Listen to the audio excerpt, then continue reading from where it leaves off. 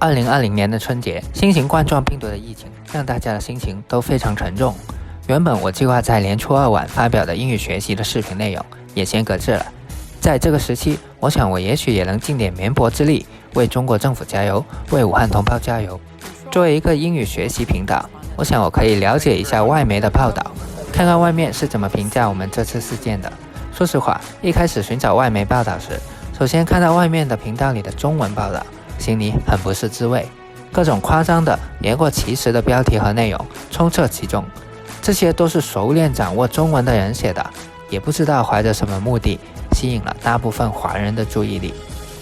可当我安静下来，认真去看看那些具有公信力的西方媒体的英文报道时，我惊喜地发现，原来我们国家的行动获得了很多西方主流媒体的认可，甚至是高度赞扬。我不敢妄议我们政府的行动，在这里我只是客观地列出我看过的5个外媒的报道，并截取了里面评价中国政府行动的部分视频内容。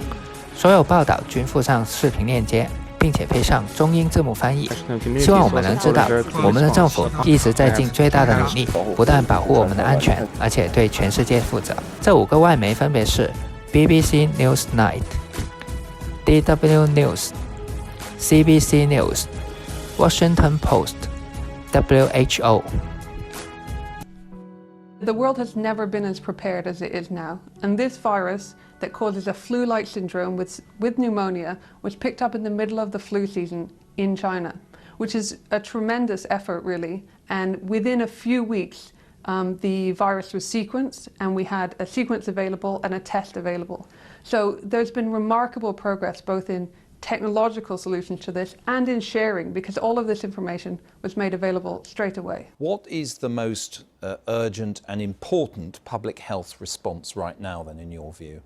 Well, we don't have any treatments and we don't have a vaccine at the moment, although we're working very hard to move in both of those directions. So at the moment, the most important things are to do some very basic public health, and China should be congratulated for some of the absolutely extraordinary measures they've taken in the last few days. Making sure people who are sick are isolated and cared for in the best possible way, that their family members are looked after to check that they don't get sick, that we encourage everybody to wash their hands as much as possible, to wear masks is probably also sensible, and to cut down travel to what is absolutely essential, and to avoid regions which are highly dense and where this infection is known to be present and known to be transmitting. In China, and as I said, China's taken extraordinary public health measures and shared all of the information they have with the global community. So, as we saw there, China is expanding its lockdown, including more cities. Is this an effective way to contain the virus, or is it coming too late? Well, these are very drastic measures that the Chinese authorities have decided to take in response to this relatively large and rapidly evolving outbreak that they have on their hands. These are measures that could not be done in European contexts. And they are taken with great expense to the local and Chinese governments, as well as the economy in general in these cities. This is very much done to minimize the possibility of infectious individuals appearing in other cities in China, but also in other cities globally. So the Chinese authorities are taking these measures very much to protect the global community. From where you're sitting, is China doing enough? Yeah, it's actually impressive at how transparent China has been and the steps that China has taken to really get this under control. Certainly from the very beginning, it was only about 2 weeks after we heard of the grumblings of this epidemic in Wuhan, where we had Chinese scientists essentially get the genetic sequence of this virus and make it publicly available to the world. We've had constant updates from the Chinese Centers for Disease Control and more local public health groups in Wuhan and in surrounding cities release some data and some information about what they're seeing, some of their case numbers. So we've had a lot of information from China. It appears to be vastly different from the experience in 2002 and 2003. It started with a few cases of what seemed like pneumonia, but Chinese officials quickly realized it was a new kind of virus, one that could cause infections in animals and humans. Chinese scientists were able to sequence the genome of this virus very quickly, post it online for people to see, and when that's shared, that information, scientists can work very hard to figure out diagnostics. Now is not the time.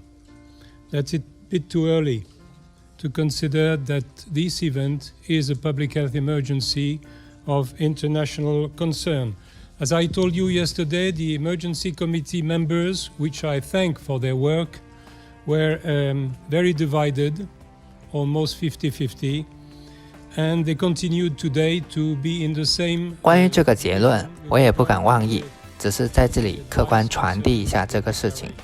这段时间最让我感动的就是那些临危受命、坚持往武汉出征的逆行者们。当然，还少不了所有在春节期间仍然坚守在岗位的医务人员、外卖小哥、快递小哥、超市员工、药店员工、媒体人、工人、官兵等等等等的，他们也是逆行者大军中的一员。我们能够在家刷手机、云拜年、阖家团聚，从来都不是无本之木、无源之水，背后都是逆行者们的负重前行，背后都是强大的祖国在托举前进啊！相信他们，相信祖国，相信我们能够打赢这场硬仗。